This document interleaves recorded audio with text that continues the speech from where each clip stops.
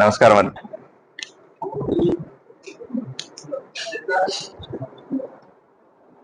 అవకాశం ఇచ్చినందుకు ధన్యవాదాలు అధ్యక్ష. మీకు, గౌరవ సభ్యులందరికీ, అక్క చెల్లెళ్ళకి అందరికీ నమస్కారం. 2-3 కీలక అంశాలు మనం మాట్లాడుకోవాలి అధ్యక్ష. ఇక్కడ మొదటిది మనం చూసాం, గత 3 నెలలుగా ఆదోనిలో సమావేశాలు జరగలేదు. జరగకపోవడానికి కారణం వైస్ చైర్మన్లు మా కుర్చీలు ఇవ్వలేదని, తగిన గౌరవం ఇవ్వలేదని కౌన్సిలర్లందరూ కూడా బాయ్కాట్ చేశారు. 2 సార్లు బాయ్కాట్ చేశారు. అంటే 3 నెలల పాటు ఆదోని కౌన్సిల్లో ఇవ్వాల్సిన అనుమతులన్నీ కూడా ఆగిపోయింది. 3 నెలల అభివృద్ధిని అడ్డం పడిన ఘనత ఈ వైఎస్ఆర్సీపీ కౌన్సిలర్ అధ్యక్ష. నేను చాలా క్లియర్ గా ఉన్నా, మున్సిపాలిటీకి కడతా ఉన్నారు. కొళాయి పన్ను రూపంలోనో, ఖాళీ ఇంటి స్థలం రూపంలోనో ఏదో రకంగా డబ్బులు కడతా ఉన్నారు. డబ్బులు కట్టి మాకు సేవలు ఇవ్వండి అంటా ఉన్నా. మన దగ్గర డబ్బులు ఉన్నాయి, ప్రభుత్వం డబ్బులు ఇచ్చింది. కేంద్ర ప్రభుత్వం, మీకు అందరికీ అర్థం కావాలి, కేంద్ర ప్రభుత్వం గత సంవత్సరంగా నేరుగా ఆర్థిక సంఘం నిధులు, 15వ ఆర్థిక సంఘం నిధులు 19 కోట్ల రూపాయలని మున్సిపాలిటీ అకౌంట్ లో వేసింది.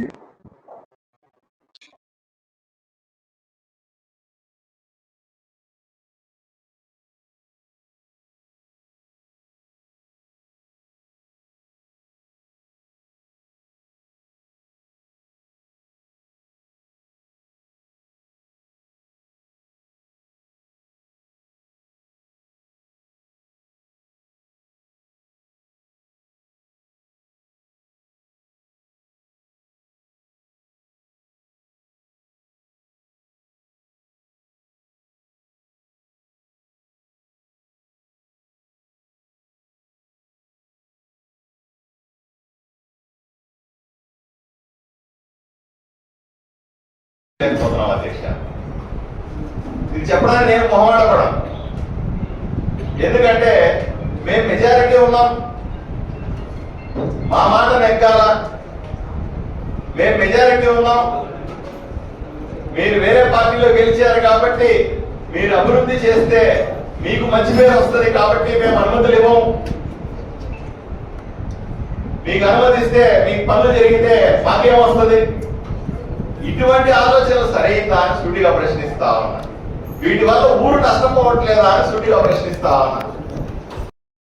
అధ్యక్ష, అయ్యా నేను టీడీపీ కాదు, జనసేన కాదు, బీజేపీ కాదు, అలా చూడకండి నన్ను.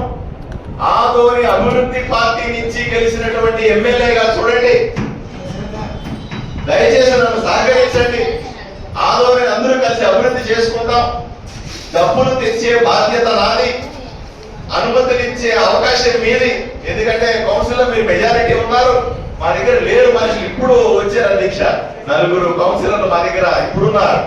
4తో నేనేం చేయగలుగుతాను? నేను మీ ద్వారా ప్రజలకు విజ్ఞప్తి చేస్తాను. ప్రజలు కూడా ఆలోచన దయచేసి. ఉన్న వైఎస్ఆర్సీపీ కౌన్సిలర్లు మెజారిటీ ఇక్కడ ఉంటే, ఒకే ఒక కౌన్సిలర్ అక్క టీడీపీ నుంచి ఉంటే, తెచ్చిన డబ్బుల్ని, ప్రభుత్వం ఇచ్చిన డబ్బుల్ని, బ్యాంకులో ఉన్న డబ్బుల్ని ఈ రోజు ఖర్చు పెట్టలేని దుస్థితి ఈ వైఎస్ఆర్సీపీ పార్టీ వల్ల వచ్చిందని ప్రజలకు సమాధానం చెప్తున్నారు. ఎందుకంటే ప్రజలు పొద్దులేసి వచ్చి అడుగుతారు, ఇప్పుడు చివరికి ఏ పరిస్థితి ఉందండి?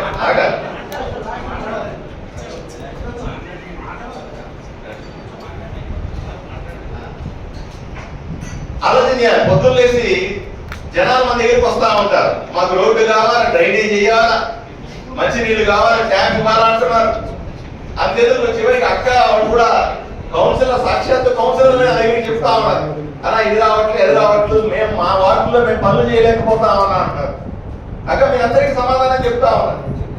మీరు మీ వార్డులో పని చేసుకోలేకపోవడానికి, పెద్దమ్మ వాళ్ళ వార్డులో కనీసం నీళ్లు ఇవ్వలేకపోవడానికి, రోడ్డు వేయలేకపోవడానికి, డ్రైనేజ్ చేసుకోవడానికి మీ సహచర వైఎస్ఆర్సీపీ కౌన్సిలర్లు కావాలని ఒకసారి మీరు ఆలోచన చేసుకోవాల్సిన అవసరం ఉంది.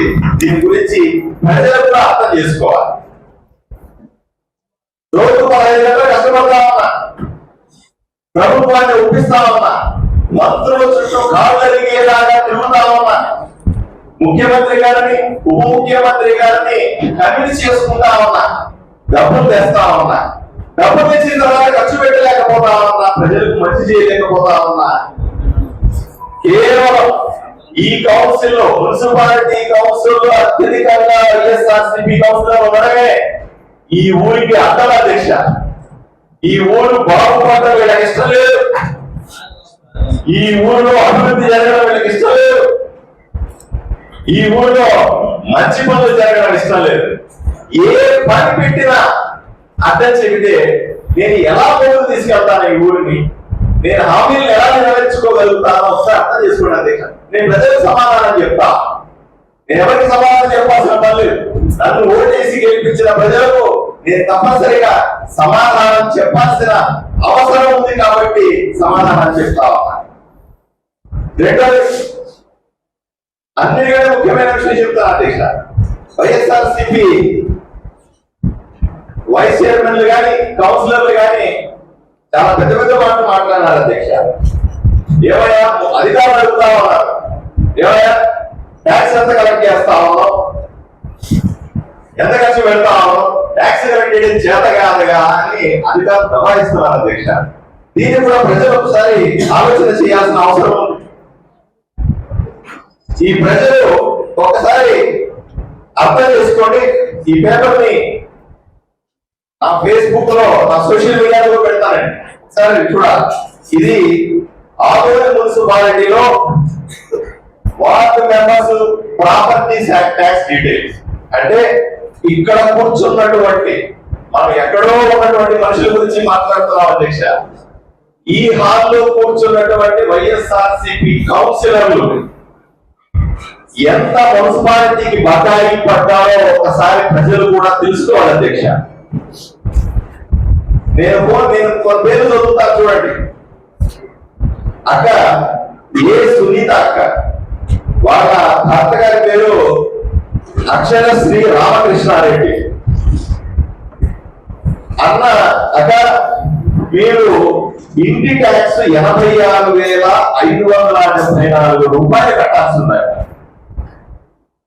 నీటి పన్ను 1,700 రూపాయలు కట్టాల్సిందట.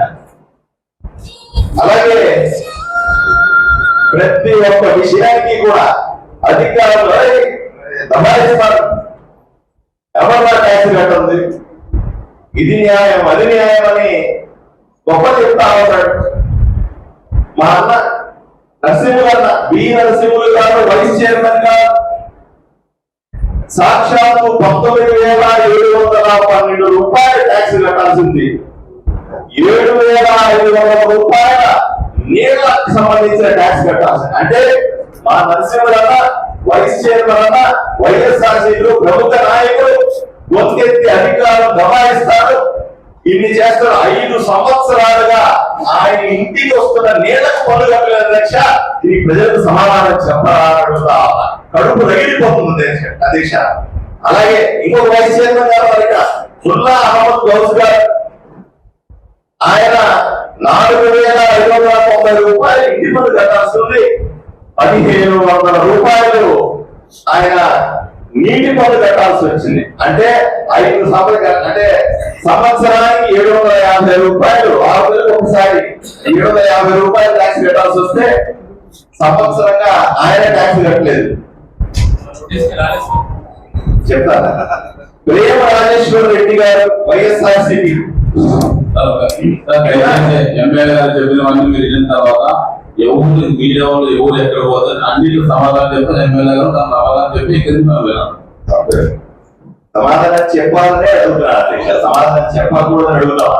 కదా, ఇది నేను పెట్టుకున్నది ఓపెన్ డాక్యుమెంట్, అది ఓపెన్ డొమైన్ లో డాక్యుమెంట్.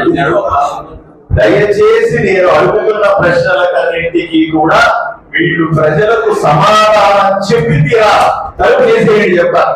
సమాధానం చెప్పకుండా బయటకు పోవడానికి కూడా లేదని నేను ప్రజల వైపు నుంచి నేను అడుగుతా ఉన్నాను అధ్యక్ష. ఇక్కడ తేల్చుకొని కానీ బయటకు పోవడానికి లేదు. ప్రజలు అడుగుతా ఉన్నారు బయట, ఈ డోర్లు దాటితే ప్రజలు అడుగుతారు, కాలం పట్టుకున్నారు. నేను ప్రజలు కూడా అడుగుతా ఉన్నా, ఈ డాక్యుమెంట్ పెడతా ఉన్నా. ఇంకా ఏమన్నా సమాచారం కావాలంటే మున్సిపల్ ఆఫీసులు తెచ్చుకోండి. మీ వార్డుల్లో కౌన్సిలర్లు కావాలి, ఎందుకు ట్యాక్స్ పే చేయలేదో అడిగి తీరాల్సిన బాధ్యత, ఆ బాధ్యత తీసుకోవాల్సిన ప్రజలందరికీ అడుగుతా ఉన్నా. ఇక ప్రేమరాజేశ్వర రెడ్డి గారు 12,366 రూపాయలు ట్యాక్స్ కట్టాలి.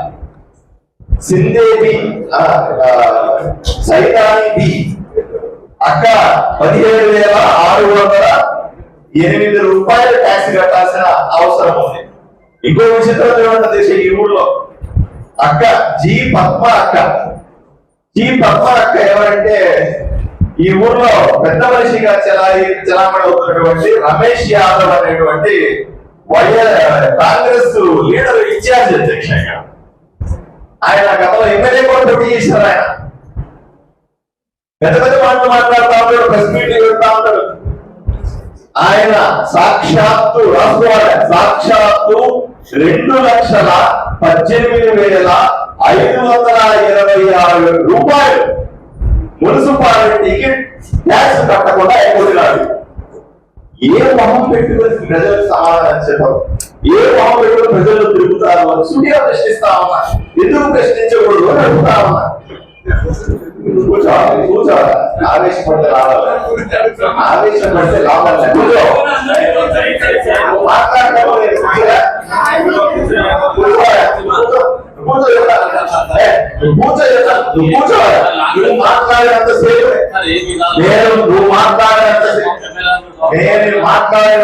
మాట్లాడినంతసేపు సమస్యలు ఎన్ని పరిస్థితులు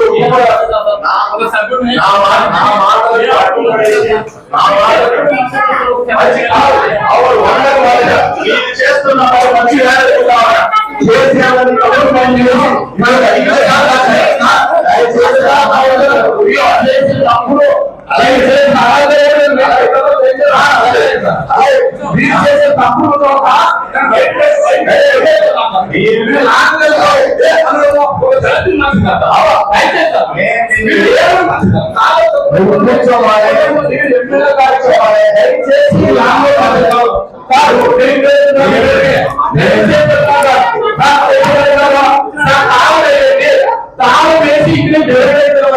తప్పు మీరునే ప్రజలు మీ తప్పుడు సమాధానం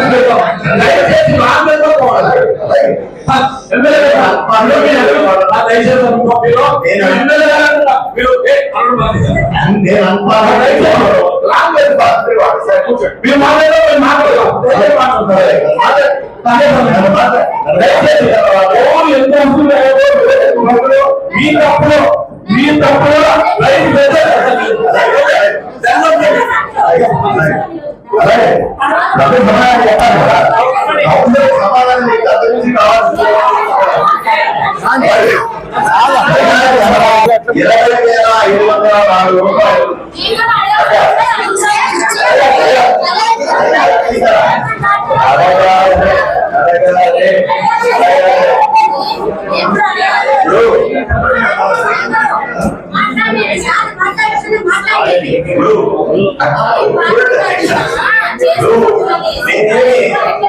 నేనేమి ఎక్కడి నుంచో వచ్చి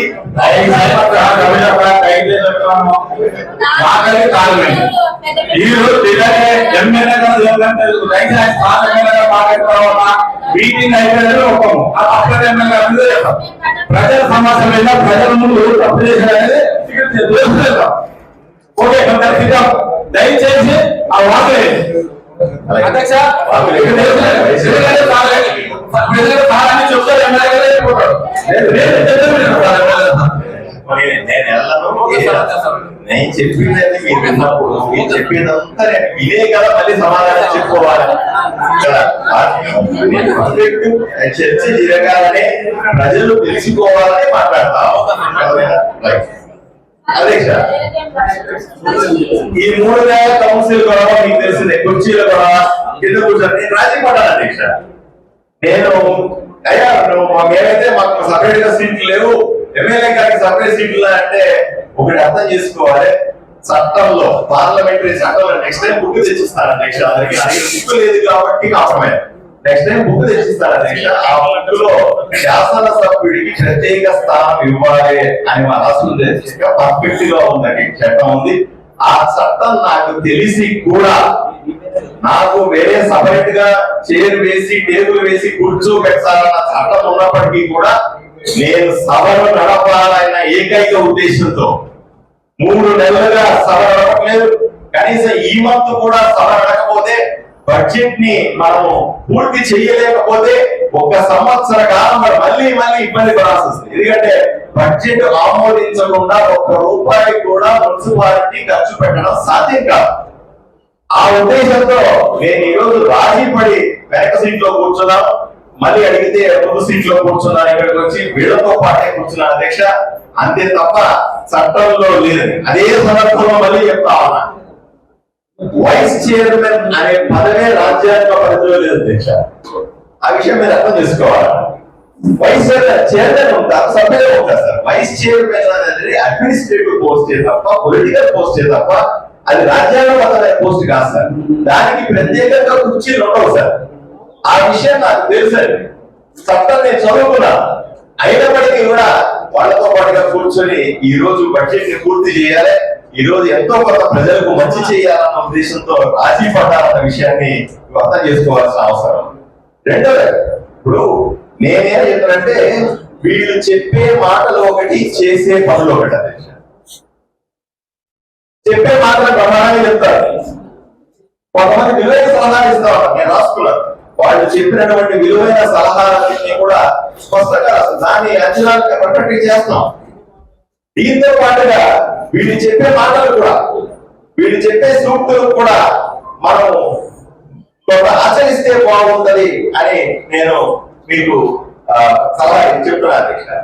అదే సందర్భంలో మెడికల్ కాలేజ్ గురించి ప్రజలు అర్థం చేసుకోవాలి. మెడికల్ కాలేజీ ఇప్పుడు మేము అధికారంలోకి వచ్చిన తర్వాత 5 నెలల సమయం ఉంది. రాష్ట్రంలో 14 మెడికల్ కాలేజీలు, 14 మెడికల్ కాలేజీలని మనము ప్రారంభించాల్సిన అవసరం ఉంది. అధికారంలో రాగానే వెరిఫై చేశాం. ఎన్ని ఏ దశ వరకు పూర్తయినాయి. కొన్ని 30%, కొన్ని 40%, కొన్ని 50%, కొన్ని 10%, 15% పూర్తయినాయి. పాలసీ ప్రభుత్వం పాలసీ తీసుకుంది. 25% కంటే తక్కువగా నిర్మాణం చేపట్టినటువంటి మెడికల్ కాలేజీల్ని 2వ దశలో పెట్టుకున్నాం. మొదటి దశలో 50% దాటినటువంటి నిర్మాణం దాటినటువంటి మెడికల్ కాలేజీని ప్రారంభిస్తాము అనే ఒక పాలసీ పెట్టుకోండి. దాంట్లో 9 మెడికల్ కాలేజీలు 50% కంటే ఎక్కువ మొదలైనవి, ఎక్కువ నిర్మాణం పూర్తయింది. వాటిని ఈ రోజు ప్రారంభించడానికి అన్ని రకాల చర్యలు తీసుకుంటాం.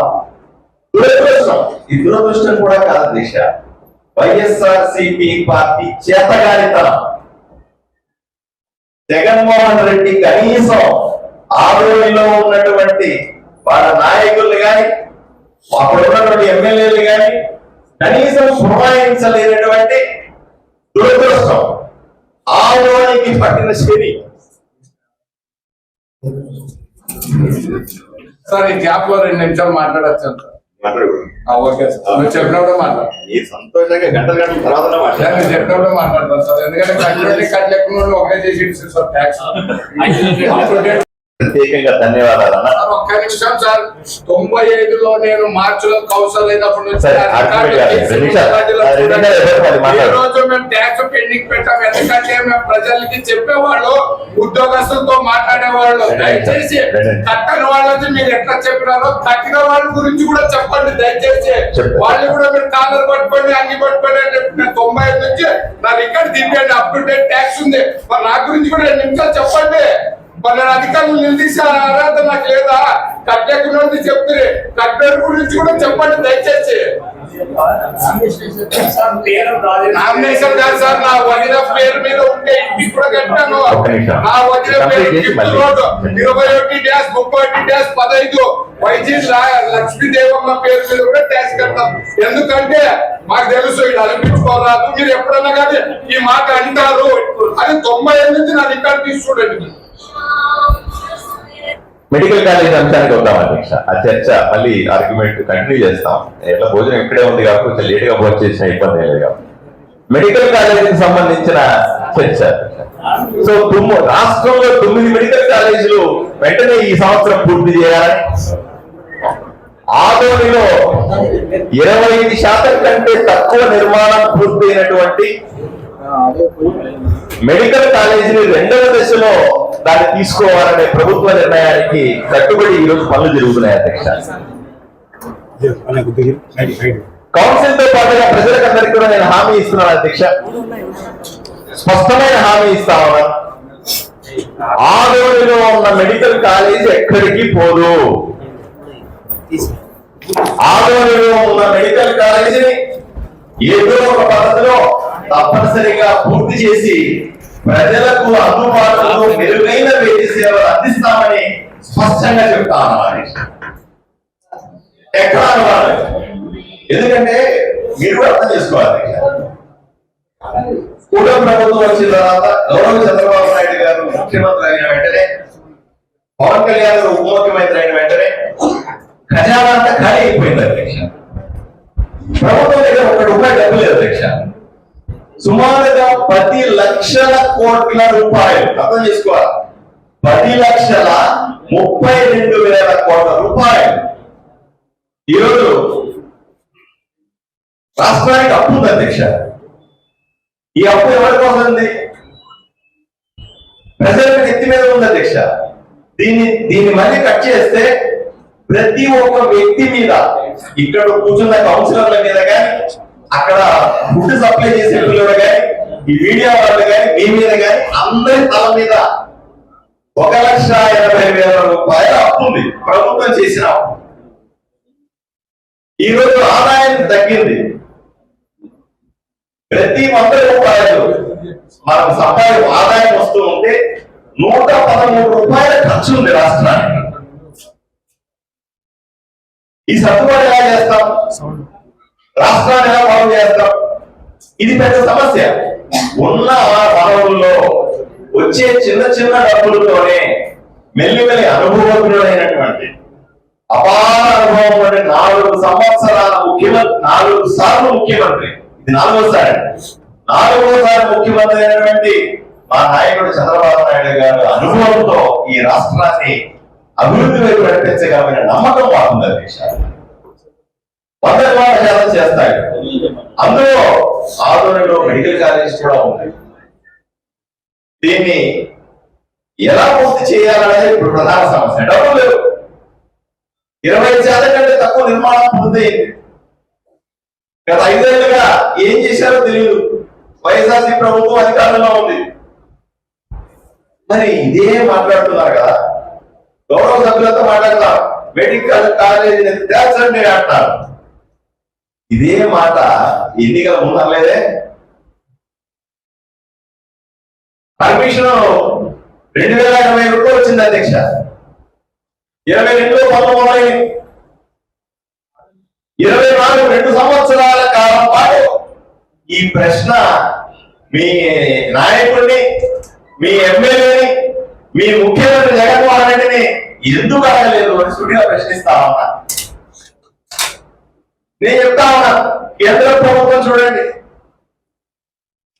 All India institute of medical sciences మంగళగిరిలో అతి పెద్ద బడ్జెట్ 1200 కోట్ల బడ్జెట్ తో పెద్ద క్యాంపస్ తో కేవలం 18 నెలలు అంటే 18 నెలలు పూర్తి చేసి ప్రజలకు అంకితం చేశాం అధ్యక్ష. అది ఎన్డీఏ ప్రభుత్వం అంటే. ఇక్కడ 2023 అమలుకి వస్తే 2024 దాకా 25% భవనాన్ని కూడా పూర్తి చేయకుండా వదిలిపెట్టి ఈ రోజు ప్రజల ముందుకు వచ్చి మెడికల్ కాలేజ్ అని ముసలికలు నేను కాలిస్తే ఎవరన్నా వింటారా అధ్యక్ష? నవ్విపోరా? అర్థం చేసుకోవాలి అధ్యక్ష. ఎస్, కూటమి ప్రభుత్వం 100% ఏదైతే మాట చెప్పామో మా హామీలన్నింటినీ 100% నెరవేర్చి తీరుతాం. ప్రజలకు ఏదైతే మాట ఇచ్చినామో అది చేసి తీరుతాం. ఎక్కడ రాజీ పడే ప్రశ్నే లేదు. కాకపోతే సమయం కావాలి. వచ్చిన 4-5 నెలల్లో చేయగలిగినంత చేశాం అధ్యక్ష. ఆ వేళకి నేను వచ్చిన వెంటనే రామజలాల నీళ్ళని తీసేసి కొత్త నీళ్లు పెట్టాం అధ్యక్ష. వేసవి ఉపయోగపడతాయి. 120 మంది పిల్లల బాలికల హాస్టల్ పెట్టారు అధ్యక్ష. మీరు ఈ ఊళ్ళో ఈ రోజు రోడ్ల మీద ఉన్నటువంటి గుంతలన్నీ కూడా 5 సంవత్సరాలుగా జగన్మోహన్ రెడ్డి ప్రభుత్వంలో కానీ అంతకు ముందుగా పట్టించుకోవాలన్నింటినీ కూడా ఈ రోజు గుంతలు పూడుస్తున్నామా అన్నదా ప్రజలు ఒకసారి చూడాల్సిందిగా నేను కోరుకుంటున్నా అధ్యక్ష. డ్రైనేజీలు క్లీన్ చేస్తాము, ప్రజల సమస్యలన్నింటి నుంచి కూడా ఎప్పటికప్పుడు పట్టించుకునే ప్రయత్నం చేస్తాము. మళ్ళీ ప్రతి పేదవాడికి సొంతింటి కలని తీర్చే ప్రయత్నం చేస్తాం. ఈ నెల 31 దాకా మీ ద్వారా నేను రిక్వెస్ట్ చేస్తాను ప్రజలందరినీ కూడా. ఈ నెల 31వ తారీఖు దాకా కూడా సమయం ఉంది. ఇంకా 7-8 నెలలు సమయం ఉంది. ప్రతి సచివాలయంకి వెళ్ళండి ప్రజలారా, పేద ప్రజలారా వినండి. ప్రతి సచివాలయానికి పోయి ఇల్లు లేకపోతే, సొంత స్థలం ఉంటే వెంటనే రిజిస్టర్ చేసుకోండి. 2,50,000 రూపాయలు మార్చి కల్లా విడుదలవుతుంది. 5 కోట్ల ఇళ్లని దేశమంతా నిర్మించబోతా ఉన్నాం 1 సంవత్సర కాలంలో. నరేంద్ర మోదీ గారు ప్రత్యేకంగా ఇస్తున్నటువంటి పథకం ఇది. కేంద్ర ప్రభుత్వ పథకం రాష్ట్ర ప్రభుత్వంతో కలిపి,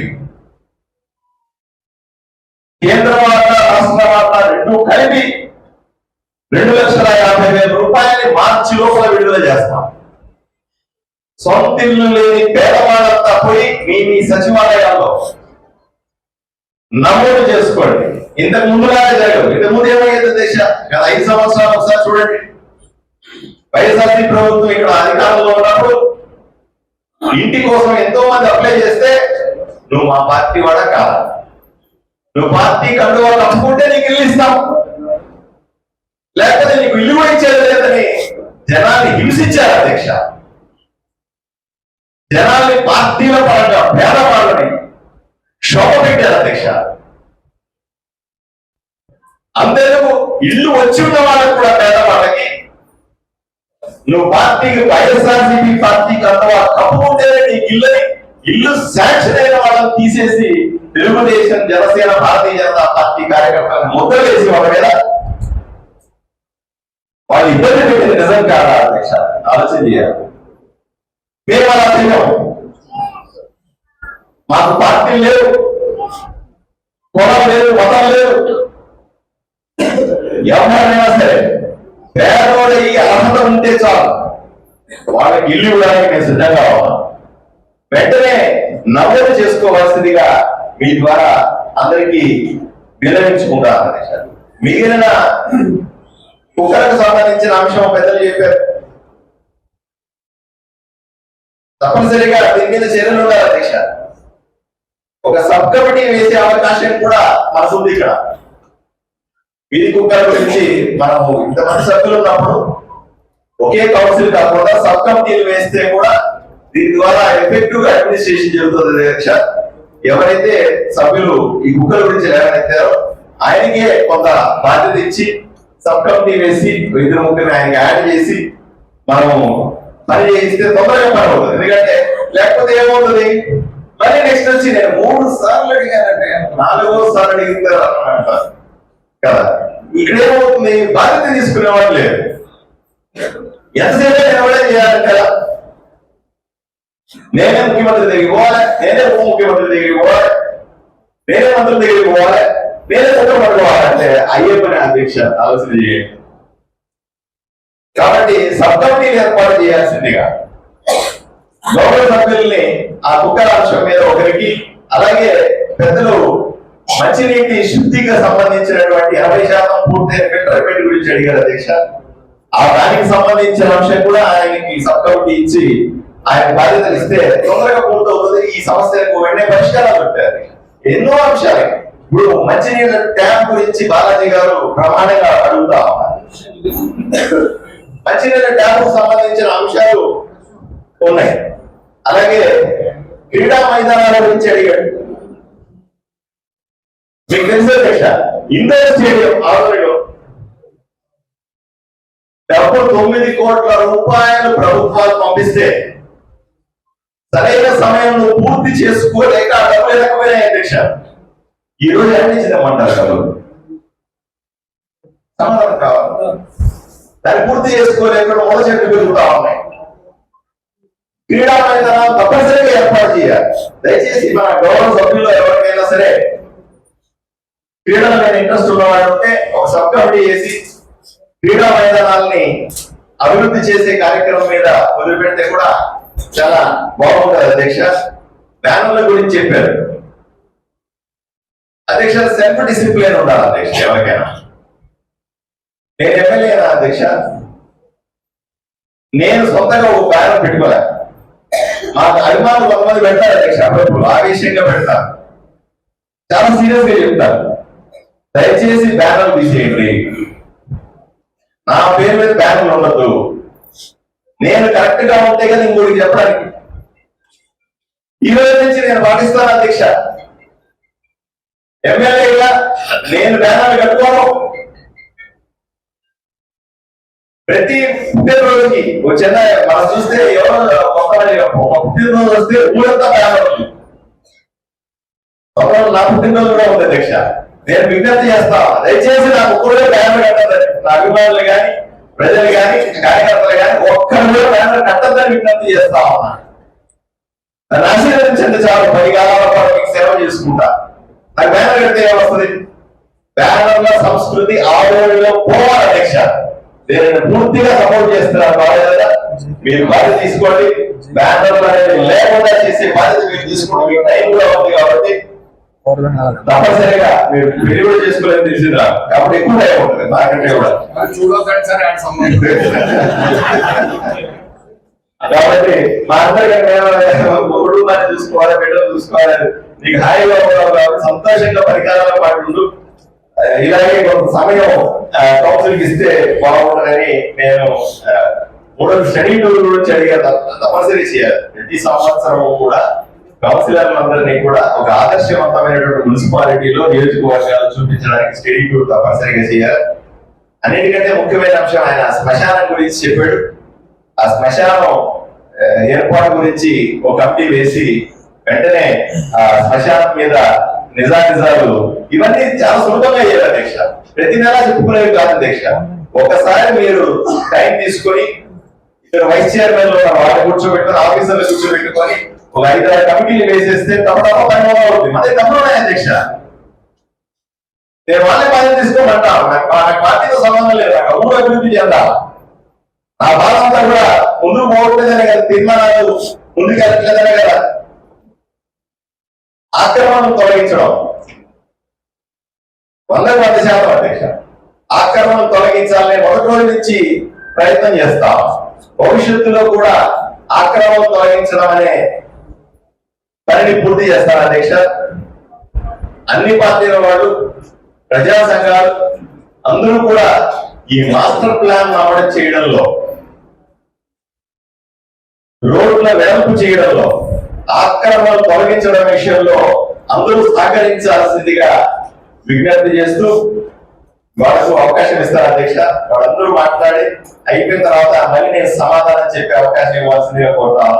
అయిన తర్వాత సమాధానాలు చెప్పుకొని చర్చని కొనసాగిద్దాం.